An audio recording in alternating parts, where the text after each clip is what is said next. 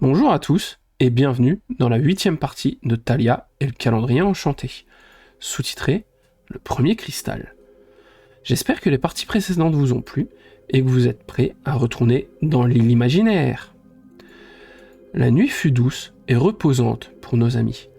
La féerie de ce village leur avait permis de faire de magnifiques rêves. En ce matin du 8 décembre, une odeur de pain chaud et de gâteaux parcourait le village. Cette odeur arriva jusqu'aux narines de nos protagonistes.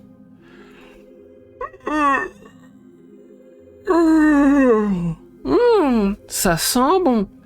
J'espère qu'on va avoir le droit de manger. Thalia était toujours enjouée au petit déjeuner. C'était le premier moment de la journée qu'elle passait avec son père. Moi aussi, j'adore prendre le petit déjeuner avec maman tous les matins. Les filles commencèrent à rechercher d'où venait l'odeur pour savoir si elles pouvaient en profiter avec leurs jumeaux. Elles arrivèrent au centre du village, où se trouvait une jeune fille à l'allure stupéfiante. Ses oreilles étaient longues et pointues. Elle avait un doux regard. On pouvait sentir une concentration maximale dans chacun de ses gestes. Elle préparait du pain en très grande quantité, et sa manière de préparer le pain était enivrante. Sa longue chevelure argentée tournait autour d'elle. On aurait pu croire qu'elle dansait. « Bonjour, je suis Thalia. On m'a toujours dit de me présenter la première quand je parle à quelqu'un que je ne connais pas. Comment allez-vous » ? Bonjour, jeune Thalia, je suis Tyrande. Vous avez des manières qui inspirent le respect. Je comprends que Sylvanaël vous tienne en estime pour un humain. Si c'est l'odeur du pain qui vous a fait venir, vous êtes nos invités, vous pouvez vous servir, n'hésitez pas. Et comme un voyage vous attend, n'hésitez pas à prendre quelques provisions. Célestia, un peu intimidée par tout ce qui se passait dans ce village, elle était moins à l'aise avec les créatures magiques que Thalia, qui semblait avoir été préparée dès son plus jeune âge. Mais merci madame, vous êtes très gentille. Je suis Célestia. Tyrande lui sourit. « Allons le manger !» dit Thalia. « C'est dans ces moments-là que papa me manque. Maman, elle, c'est surtout le soir quand je vais me coucher. Et toi, Célestia ?» Je vois pas beaucoup mon papa. Je suis plus souvent avec maman, le matin et le soir. « Ah, d'accord. On a chacun des habitudes différentes, c'est rigolo. » Thalia vit au loin leurs jumeaux qui arrivèrent, non sans mal pour Glacia. Elle regardait Iggy et se perdit dans ses yeux qui, elle se rendit compte, étaient moins clairs qu'au moment de son éclosion. Ils étaient tels un magnifique saphir. Nos amis continuèrent leur petit déjeuner et se prépara rapidement pour retourner voir Sylvanaël. « Bonjour, cher ancêtre de la forêt. Nous vous remercions encore pour votre hospitalité. Nous sommes maintenant prêts à partir en quête du premier cristal. » Sylvanaël. Parfait, chers enfants. Il ne vous reste plus qu'à choisir par lequel commencer. Chaque cristal se trouve à un point cardinal de la forêt. Vous aurez beaucoup de marche et ne pourrez récupérer les 4 dans la journée. Ils sont tous gardés par des êtres de la forêt. Vous devrez leur prouver votre valeur en réussissant leurs épreuves. Cependant, faites attention, car dès que vous aurez commencé, ma puissance diminuera et je ne pourrai plus protéger la forêt du mal qui tente de l'envahir. Un mage, que l'on pensait disparu suite à son exil de la forêt, essaye de revenir. Ce mage est à la recherche de pouvoir. Il connaît le livre de la prophétie et c'est à ce jour et cherchera à s'emparer du livre et de vos pouvoirs. Ce mage est à la recherche de pouvoir. Il connaît le livre de la prophétie et cherchera à s'emparer du livre et de vos pouvoirs. C'est à ce jour le seul mage connu ici pour avoir trahi son jumeau en essayant de lui ôter la vie pour devenir immortel. Le seul moyen de tuer un dragon, c'est qu'un être qui lui est cher le trahisse pour prendre ses pouvoirs. Ce qui explique que souvent les dragons finissent leur vie seuls et reclus depuis ce jour. Si je comprends bien, c'est à cause de ces agissements que mon espèce a pris peur, et par esprit de conservation, on a tous fini reclus sur nos vieux jours. Mais c'est horrible tout ça! Il faut faire attention aux gros méchants alors, dit Talia. Même pas peur. Au pire, j'appelle mon papa, il est très fort pour battre les méchants. Sylvanaël reprit. Vous avez bien compris. C'est aussi à cause de lui que la peur des dragons grandit chez les hommes. Alors que les dragons sont comme tout autre être, chacun capable de ses propres choix pour être bon ou mauvais. Et chacun peut se racheter. Merci pour tout ça. Je ne suis pas sûre d'avoir tout compris. Mais je pourrais demander à Iggy de me réexpliquer les choses, répondit Talia. Maintenant, comment on décide par quel cristal commencer? On joue à pierre, feuille, ciseaux tous les 4? Pierre, feuille, ciseaux. Glacia ne pouvait faire que feuille avec ses nageoires, et Iggy que cailloux avec ses pattes. Il ne restait plus que les filles qui firent la même chose que leurs jumeaux. Célestia en rigola. Je te laisse choisir, Glacia. Glacia proposa d'aller vers le nord. Nos amis, prêts à prouver leur valeur, remercièrent Sylvanaël ainsi que les habitants du village, puis partirent en direction du nord. Ils étaient accompagnés le long du trajet par des feux follets.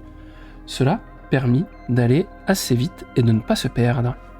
Grâce à l'aide des feux follets, ils purent mieux utiliser leur sens de l'observation. Cela leur permit de voir à quel point la forêt était magnifique et pleine de vie. Ils purent apercevoir des licornes et un tas d'autres créatures magiques. Il y avait aussi plein de dryades qui semblaient les encourager. Je commence à fatiguer. Même si j'aime marcher, ça devient long. Un jour, on pourra faire ça en volant, ça ira plus vite. Avec Glacia, on a l'habitude. Quand tout sera fini, vous viendrez avec nous. Ça fait un bon entraînement. Très bonne idée, Célestia. Et merci de la proposition, Iggy. Je suis impatiente. Rebonjour. Approchez-vous, jeunes enfants. Nos amis reconnaissèrent la voix de Sylvanaël, mais pas son corps. La dryade était cette fois très jeune. Son visage ne reflétait plus la sagesse, mais une tendresse. En guise de cheveux, se dressaient sur sa tête quelques buissons. Sylvanaël, c'est bien vous? Oui, ma chère enfant. Nous, dryades de cette forêt, sommes toutes unies dans un même esprit. On est partout, et nulle part à la fois. C'est pour cela que nous savons tout ce qu'il se passe ici. Waouh, ça doit être trop bien pour espionner. Faudra que j'en parle à mes parents, dit Célestia. Sylvanaël sourit et reprit. Vous arrivez près du lac des Naïades, les nymphes de ce lac. Ce sont elles qui protègent le cristal ici présent. Il vous faudra être discret. Elles ont pour manière d'essayer de vous faire perdre la tête et oublier ce que vous êtes venu faire. Si vous arrivez à voler le cristal qui se situe dans un temple au milieu du lac sans être vu, Ondine, la maîtresse des lieux, vous aidera et proposera de vous reposer. Vous pouvez avoir confiance en elle, je l'ai déjà prévenue. Compris. Merci pour toutes ces informations, Sylvanaël, répondit Talia. Nos amis avancèrent d'un pas décidé vers le lac, puis mirent une tactique au point. Glacia passera par l'eau. Célestia, avec ses pouvoirs, sera toute petite et ira dans le temple, pendant qu'Iggy et Talia attireront l'attention des naïades. Talia, qui voulait s'amuser, et taquiner Iggy en profita. Bon, Iggy, j'aimerais bien que tu me fasses voler sur ton dos. Tu te rends compte que tu ne me l'as jamais proposé? C'est pas très gentil de ne pas proposer ça à ta sœur quand même. Je fais tout pour toi et même pas tu me le proposes. Iggy n'était pas prêt et était très surpris. Pendant ce temps, Célestia arriva à avancer. Les naïades sortirent leur tête de l'eau avec le bruit que faisait Talia. Ondine, sur les abords du temple, assise sur des rochers, coiffait ses cheveux brillants comme du cristal. Sa peau avait une lueur douce et nacrée. Elle était amusée, C'est la première fois qu'une telle approche était utilisée. Thalia chuchota à Iggy. Allez, réagis et dispute-moi. Puis reprit à haute voix. Franchement, même pas tu me réponds. Ça me fait mal au cœur. Tu as pensé que je n'avais peut-être pas envie d'avoir quelqu'un sur mon dos? Même si on est jumeaux, tu aimes, toi, avoir le sac sur le dos? Ça t'amuse, hein? Ça ne te fait jamais mal? Non, mais je ne suis pas à ton service. Puis même si tu m'aimes et que tu me traites comme il faut, ça ne change rien. Je ne suis pas ton porteur, voyons. Les naïades, arrivant près de nos amis, commencèrent à utiliser leur magie envoûtante pour faire oublier leur objectif à nos amis. Au même moment, Glacia reprit sa taille normale et sauta dans l'eau, ce qui fit une grosse vague et déstabilisa les naïades. Célestia en profita pour se dépêcher pour rentrer dans le temple. Ondine ne vit pas Célestia. Glacia faisait beaucoup trop de bruit en sautant hors de l'eau. Célestia arriva donc dans le temple et put reprendre sa taille normale pour attraper le cristal qui était d'un bleu magnifique proche d'une aigue marine. Une fois cela fait, elle sortit en courant. « J'ai le cristal! On a gagné !» Thalia et Iggy cessèrent de se chamailler et en profitèrent pour se faire un gros câlin. « Tu n'es pas mon porteur, je suis désolé Iggy, je ne le pensais pas, désolé. » Iggy bougea une aile pour lui faire un câlin. Ondine. Félicitations à vous, jeunes gens. Vous avez réussi la première épreuve de Sylvanaël. Vous allez pouvoir vous reposer. Ça n'a pas dû être de tout repos. Surtout qu'il est assez tard maintenant. Vous dormirez dans le temple avec nous cette nuit. C'est avec nos amis qui fêtent leur réussite et qui font connaissance avec Ondine et les naïades que nous allons nous quitter. Juste avant, je souhaitais vous demander si cela vous a plu. Et ce soir, il y a eu beaucoup de bégaiements. J'espère avoir réussi le montage. N'hésitez pas à donner votre avis dans les commentaires et surtout à partager vos idées ou théories. Ça m'intéresse beaucoup. En attendant de vous retrouver, j'espère que ce petit Et en attendant de vous retrouver, j'espère que ce petit...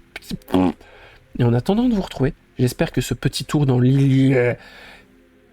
Et en attendant de vous retrouver, j'espère que ce petit tour dans l'île imaginaire vous a plu. Salut!